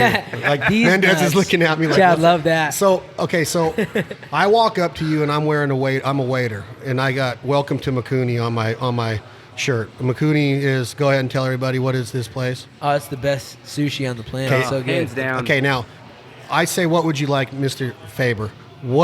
Give me your order, your first order, and they probably already know when you walk in. Yeah. But I'm a rookie. I don't even know that you've been there before. I don't know that there's a money roll on the deal. So what do you order first off at Makuni? I get a citrus blossom, which is seared ahi tuna with like a. They won't tell me. I've asked a bunch of times what it is. Whatever the it's sauce like is. nutty, oily citrus with like a full good orange on it. Then I'll get a tarrafin, which is some sort of like super soft, tender fish raw with some sort of ponzu sauce that like cooks it, and deep fried. What are they? Oyster? No, the pepperoncinis, not pepperoncinis. Jalapeno? Jalapenos, deep fried jalapenos on the side, and then I'll get an incredible roll, which is like, you know, the American type of roll. It's got all these different sauces and deep fried shrimp and stuff like that. Those three, I just had them yesterday. So good. Urijah Faber eats deep fried. Yeah. Sometimes. I'll work out whenever I want. I mean, I can eat whatever I want. I don't eat it very often, See, but Matt? I'm not scared. I ain't scared. Uriah, here's the deal is that you've, in the last 65, 70 minutes, you've literally drawn a roadmap. If somebody took the time to break down this podcast, except for that 30 seconds that I went on because he shook me a little bit when he started talking about the I was good at talking because I'm like, I think he's trying to say I talk too much, Yeah, and it threw me that's off what he for was a minute. saying, yeah. That's what he was saying. But what I want to tell you, Uriah, is that you've. I don't know how you were when you were young, but I know that you had the right mentality. You've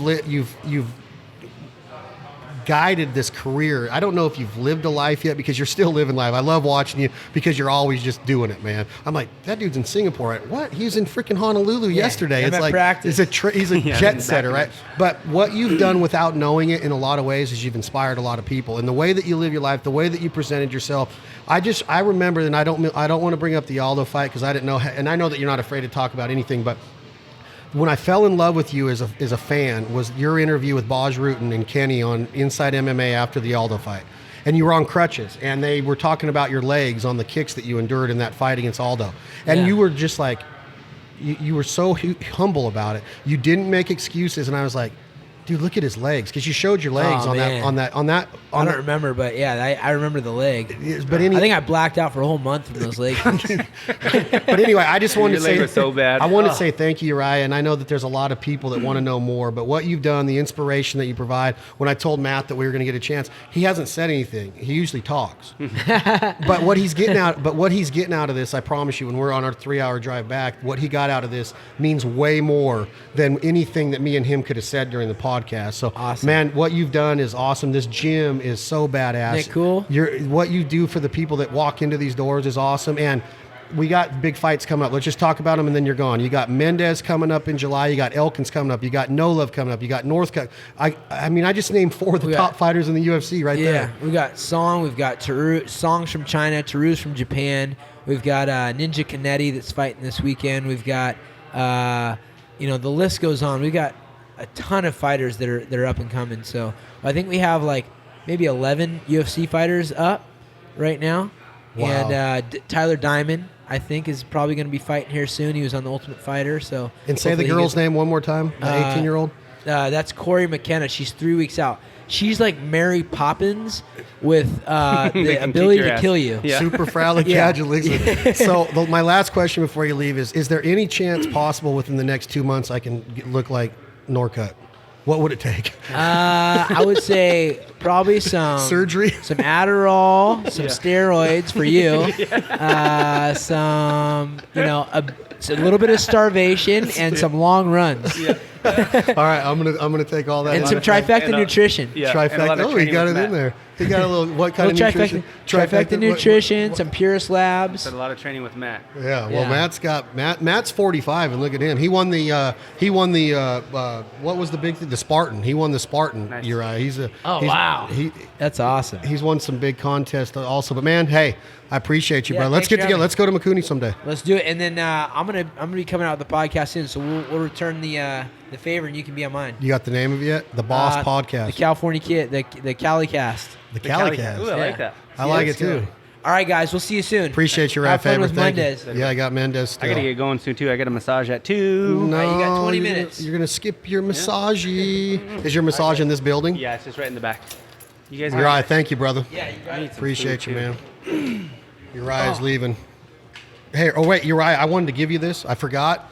Uriah, this is a gift from my friend Jason Landmark. He's the president and CEO of Master Cutlery and Elk Ridge Knives, and these are all badass blades. They're the sharpest blades on the market. They're from M-Tech and Elk Ridge. You can give a couple to your boys. Faber's gonna cut his I'm damn so fingers pumped. off. I'm going to tell you, I always used to ask for knives for Christmas, my Really? birthday, and everything else. Really?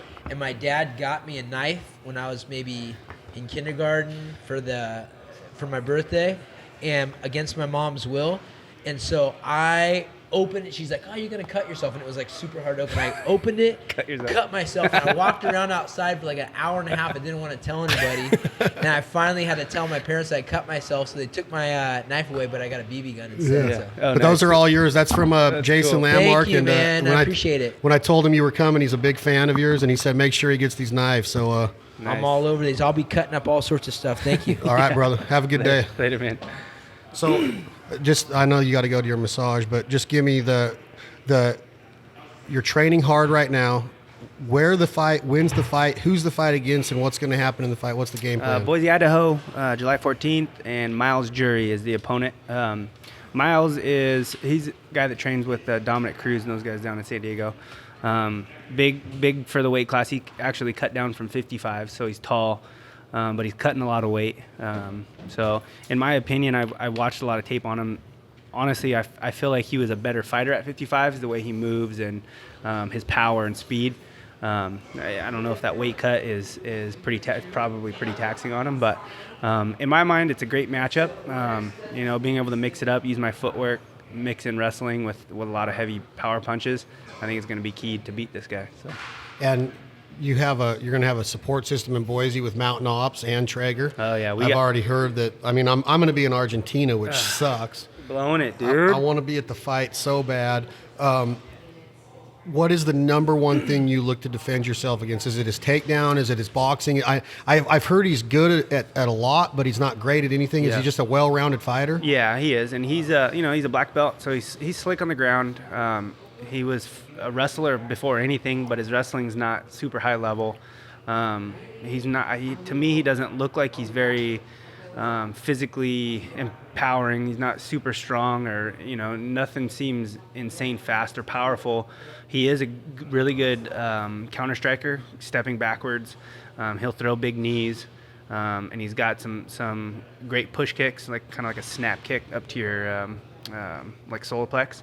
And I'm sure, especially after watching the Conor fight, he'll probably try to throw some of those just to kind of keep me at bay, which is great for catching those and taking down, or using footwork to get out of the way and catch him with a big punch. So all in all, I think his style, from what we've seen the last few fights, I just think it matches up great for me. I feel good. And so what would, when Tyler calls you and Chad Ward calls you, what's going to be on that post-fight menu, the Traeger party? Dude. Come on, I don't know dude. what they're going to grill up, but I'm hoping at that point where, something delicious and fatty. If we could do some like ribs, or maybe even some brisket or something crazy to where I won't be able to eat throughout my camp, But, dude, we have so many groups going. I think I have like 3 groups of 10 to 20 that have bought tickets from Utah. We got the whole Traeger group going, Mountain Ops, a bunch of my friends and family, a bunch of the teammates. It's going to be a big outcome. I'm excited. It's going to be fun. And I'm going to be down in Argentina and South America. Yeah, I don't feel bad for you. I'm going to be shooting ducks. Yeah. But I'm hoping they have pay-per-view down there. Hopefully. I wonder if they do. I don't know. I wonder if they do. I'm sure. I don't know if I don't think this is pay-per-view. It's you think Abby? It's a fight. You think I could FaceTime Abby during it and she can just hold the phone up? Probably. She'll be covering her eyes. She doesn't even like watching it. She doesn't? She'll be front row and she gets nervous. She gets so nervous. Do you? Of course, there's some nerves. There's always a little bit of nerves, but I think that's good. What's your walkout song going to be? Same. It Country is? boy Aaron Lewis. Hell is yeah. It really? Does have you talked to Aaron? Is he ready? Does he know that that's coming up? Does he understand that plays at all the fights? Oh yeah. He played it live for me on my Conor fight. Oh, he was up above when I walked out of the tunnel. He was on a stage right above me, so I walked out underneath him, and he was playing it live. And I looked back and gave him a nod. What's up? How awesome is he? It was so sick. He gave me the pick from that night that he was playing on his guitar. God, his voice. Yeah, he's good, man. He's good. He's amazing. That song gets me so bummed. So I'm gonna be just stay in touch. I know that you're busy. I know that I'm too demanding of your time, but your training camp's going well. You killed some turkeys. You've been catching some fish. You've been eating organic. You're eating wild all the time. I love it. Is there anything that we need to know about at this time right now besides the fight coming up, Boise, Idaho, July 14th? Is there anything happening right now with Fins and Feathers? Is there anything happening with the Mendes family of businesses? What's going on with that? Yeah, our first Fins and Feathers trip is coming up at the end of June. We have a big fishing trip that we go out of San Diego. Dan Henderson's actually going to be the celebrity on that trip.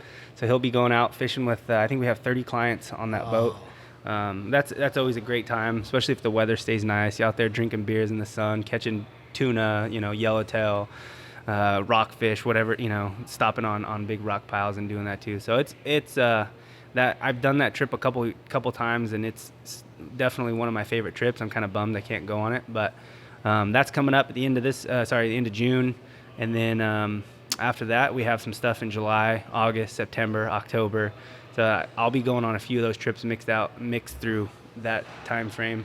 Well, we still need to figure out ours. We got a couple California and another location. I was talking to Hendo about doing the Oklahoma trip again, Yeah. and bringing you out on that. So maybe we mix that in with the Fins and Feathers deal. I really want to do that California Waterfowl Association trip that we're talking about, where we combine Fins and Feathers, us and the CWA, and get some lucky guys to come out and film a hunt with you. Dude, and I think that'd be cool. maybe get Hendo in on that. He's a California resident Yeah. too. Oh, yeah. So you're ready for the fight. I'm ready. I'll be ready. And what is there sore any more right now. training left today that I can get in on, because I do feel like whipping somebody's ass? Do you want to put that body shield on and let me rip your core again? Yeah. Yeah. No, No. I ain't doing it today. Matt, you got anything for Mendes before we leave him before his big fight? Well, we're just talking a lot about mindset. By the way, Carol Dweck, she has a great book. It's called Mindset. Really? So the open mindset, and I believe a lot of what we already talked about. You either have it or you don't. But I do think that culture can really improve that open mindset. For sure. And so coming here today really allows me to realize why you've been so successful. I mean, this place oozes culture, good culture. You look all around the walls and there's great quotes on the walls, but that's just quotes, right? Like at the end of the day, it's what actually happens here that matters. And I'm listening to these guys talk to coaches after class, and Chad was saying same thing, like, look at all these guys working together. It doesn't matter what rank they are. It doesn't matter, who they are. They're all just working together to get better. Yeah, and I think that's what grows a solid team. I mean, when I first got here, I didn't have any MMA training. I was jumped right in with the pros and, was getting punched and kicked and just trying to take everybody down because that's all I knew. But, that's how, you get better. You rise to the level of these pros and the guys that are top level in the UFC. Training with Urijah, who was, the WEC champ at that time. That's huge for me. I'm a nobody. I just came out of college, and doing the same thing with these up and comers here. That's definitely huge for them as well. And being able to have them see what it takes to be a top level UFC fighter and see, the athleticism and technique and skill set that it's going to take to get there. It just rubs off on them, and it's an easy way for them to figure it out by just watching us and doing what we do than trying to go out and do all the research themselves and trying to figure it out and locating a gym and trying to just do the whole thing by themselves. So it definitely helps. Well, and there's a lot of young kids. I was talking to a mother here. Her son was in class, and she was talking about how his life has completely changed just because you guys actually take the time to talk to him. You know his name. You recognize his successes, his improvements.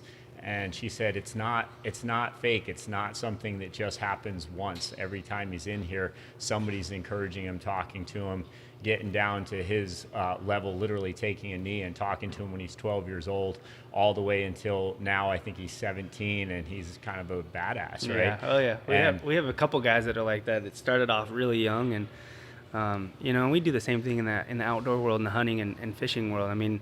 Hunting is especially something that is, it's on the chopping block at all times. So, trying to share, the things that we've learned from, a lifelong of hunting and fishing and just handing that down to the younger generation. It's the same thing as being in here in the gym. Like I said, we've fought for the world titles. We know what it takes training wise. So being able to hand that down to the younger generation, that's what's going to keep the sport going. And this sport is growing so fast and evolving so fast that, that's what it is now. You got kids that are coming in 6-7 years old that are doing full MMA at that point. Like most of us, this generation, are, we had a background of wrestling or a background of boxing or a background of jiu-jitsu or something, and then we have to learn all the other stuff, where now it's like you're jumping straight into mixed martial arts and you're learning, how to be a full all-around MMA fighter. And so that generation, I'm going to get in, I'm going to have my career and get the hell out before they get big enough to start whooping my butt. So yeah, it's cool. I know you got to go, Mendes, but do you what do you got, about 5 minutes? Yeah. 3 minutes? I wanted to grab a bite too. Yeah, we're good. He can wait a little bit. Did you already, how was that fish you had for lunch? It wasn't very good. Fish and brown rice and steamed vegetables. Sounds like a diet meal. It's just something quick and easy right after, but yeah. I want some sushi. Oh my, can we go, dude? Yeah. See, I'm with no carb over here. No, he eats carbs. He eats yams. I'd be down to go if you guys could wait an hour. We might do it. I'm up for it. Yeah. Okay. Good. Will Abby meet us? She's at work. Yeah. She can't. We can go stop by there and give her hell, though. We'll should. walk in the shop and... We should. All right, let's go do it. How long is your massage? Hour. So maybe a little bit over an hour. I just give me just a normal day now, because you see your guys' physiques, you see the shape that you have to be in to endure 5 rounds of fighting in the octagon. You're talking 5 minutes of straight fighting at a time, which doesn't sound like a lot in the big scheme of things. 5 minutes is not that long until you're fighting and wrestling and throwing hands and tangle and in the clinch. What does it take to get into fight shape? What is your normal day? Right now you have May, June, and a little bit of July. So you got about 2 months right now. Yep. What is a normal day of training right now? And I know there's different facets, but give me today. So today what we did was our sparring day. Wednesdays are our sparring days. Wednesdays are our sparring days. So we typically come in 9:30, practice starts. We'll warm up, running, doing different dynamic warm-up type stuff, stretching while we're moving, and we usually do that for about half hour, 45 minutes. And then we'll go through some combo. We'll put all our gear on, our shin guards, gloves, hand wraps. And then we'll go through combos for about 15, 20 minutes, and you're just kind of getting the rhythm of things, people throwing punches at you, you slip in, move in, and you throwing punches and kicks as well. And then it's balls to the wall. So like today I did 3 5-minute rounds. I'm fighting 3 5-minute rounds. And so typically at the beginning of camp, I won't start off doing 3 5-minute rounds. We'll kind of work up to that.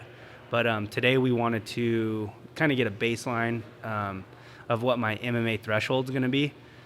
We did all the threshold testing on a treadmill, but we just were curious to see if it was going to be any different, doing full MMA. So surprisingly, the numbers weren't that far off. They were, 5, maybe 4 or 5 beats per minute off. But all in all, it's pretty similar to what we got on the treadmill. So, so that's what we did today, 3 5-minute rounds. And you're basically just moving around, it's pretty much a fight simulation. You're throwing kicks, you're throwing punches, you're wrestling, you're grappling, ground and pound. Everything you would see in a fight, you're doing. So that's probably the most difficult training because it's most, the thing that's probably most similar to a fight. And like you said, going 5 minutes in a round is, until you're in there going balls to the wall, like you don't really understand how difficult that can be. But, just building up and doing the right things throughout the training camp to where at the end, 3 5-minute rounds, you should be able to go 5 5-minute rounds, 6 5-minute rounds, no problem, So how far out are you when you stop getting the heck beat out of you in practice? Is there a time where you say, okay, I'm ready, that's enough? When is that Typically happen? the week before we leave. So that's 2 weeks before. You might do one last sparring session, towards the beginning of that week. And then the rest of the stuff is just fight simulation stuff to where you're not actually getting punched in the head. You're not taking the risk of getting an elbow or a headbutt or something where you accidentally get cut. You definitely do not want to get cut that close to a fight. There is a chance that you could get pulled and they won't let you fight if the commission doesn't think it's safe. Typically like a week and a half before the fight is the last spar session. I think that Vegas is a better option for you now that I just found out that you go there a week before the fight, because Boise's got too many rivers. Yeah. It's got way too many mountains. You're going to find something to shoot. Your groundhogs, squirrels, trout. You're going to be fly rod. You need to pay attention, dude. Yeah, I'm going to hit up my boy Scott Jorgensen. Yeah, he lives right there in Star. Scotty Jordan. Uriah fought him. Yeah. They fought back in the day. So I'll tell him to show us a good time. I'll wait till after the fight, but I definitely want to go try to fish or do something. Well, I got contacts up there, buddy. Let's do it. That place is awesome. Boise is awesome. Hell yeah. I'd love to get out there. And I know some of the river systems out there hold some monster fish. So you come into Boise and they have, the Snake River is amazing. You take Abby up there and get on a jet boat, and I can help you line that up if you want, but get on a jet boat and go just tour the Snake River and see it's badass river, man. Really? I'm talking just like canyon walls. It's like you're almost like down in the Grand Canyon in some parts of that river. We duck hunt on a bunch, but man, you have to see it. Just don't leave that place until you go on it. But cool. Are you saying to yourself that I have so many years left in this fight game, or are you right now ready to say, this is my voyage right now? I'm starting my journey to the world championship, and that's where I'm at with you right now. Is that you are one of the, always have been in your weight division. I'm saying it right now that this is going to be the first fight on your way to the world championship. I know that's your mentality. Give me an idea of how far out that could be in the UFC fight game. Will we see you fight for a championship, and how long could it take, with the way that these fights are matched up? Yeah, I mean, that's the ultimate goal. I always said I'd fight till 35, 36, kind of reevaluate and see what my body was doing. But this is definitely my title run. I mean, I've been there before, I've done it. And ultimately, it just comes down to the UFC. This day and age, too, like, the rankings don't typically matter anymore. I mean, there's so many fights that have happened that make zero sense in the ranking systems. It's, what the UFC wants to see happen. It's what's going to make them the most money. So, you just really never know. But in my mind, if I go out there and beat Jury, and I'd probably get another fight, maybe a top 5 guy. And if I go out there and beat that guy, I don't see why I wouldn't be next in line for a title shot, depending on who it is, or maybe one more fight and then a title shot. And so who holds the title right now? Max Holloway, the Hawaiian kid. And he just got hurt before his last fight? Is that what happened? Who was he supposed to fight? Yeah, he got hurt. I think it was his knee, I believe. And then he actually got called last minute to fill in for to fight Khabib, and was going to do it and couldn't make the weight. I guess the commission said it was unsafe. So he got pulled from that, I think, a couple days before. But yeah, and the guy's huge for featherweight. I don't know how he makes 145. He's from Hawaii? Walks around like 180, 185. Yeah. Really? Yeah. So I don't know how true that is, but I think that's what Faber said. He said talk to him and he was like 180, 185. So I mean, that's a hell of a cut. But yeah, I mean, that's just where the sport's going. I mean, everyone's getting so much bigger in this weight class, and they've actually talked about doing different type of, I think it's like hydration testing or something, like where the commission doesn't allow you to cut more than your body will allow in their rules and their terms, So I don't know if that's actually going to happen or not, but it's definitely something that's been talked about. I think that the time is now, is that the championship run, what you have going on with your entire scope of businesses and the way, and Abby and getting married in the last year, it's that special time. It's people like you that are going to get that opportunity. And I just see like this different thing happening right now. I'm painting this picture. I'm using visualization process right now, but I really think this is it. I think that I've been telling Tom and the guys, I'm telling you, he's going to be a world champion. And to know that you're going to be a world champion, to know you've already been on that scale, man, we appreciate you as a friend. I know that you got to get going, but what I want to do is I want to come back after July, maybe the week of July 20th, on a celebration podcast. Oh, yeah. Talk about what happened in the fight, lay it out how you went into it, and did you follow the game plan?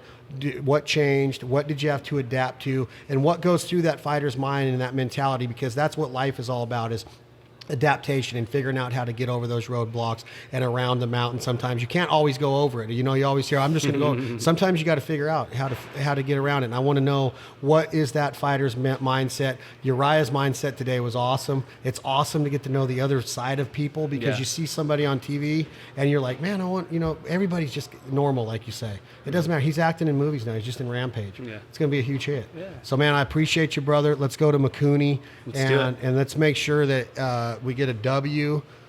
Miles Jury. Miles Jury. Watch out.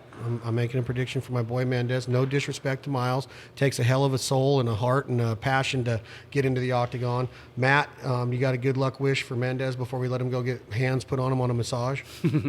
Yeah, just eye of the tiger, like we talked about last time. That's Mendes right. has got it. Yep. And so we believe in you, bud. Thank you. It's cool, buddy. I can't wait. Let's get do it done. All right. You have fun in Argentina, and then we'll celebrate when you get back after my fight. Have fun at that Traeger after party. All right. Say life on earth won't last that long. What you gonna do when the money's all gone?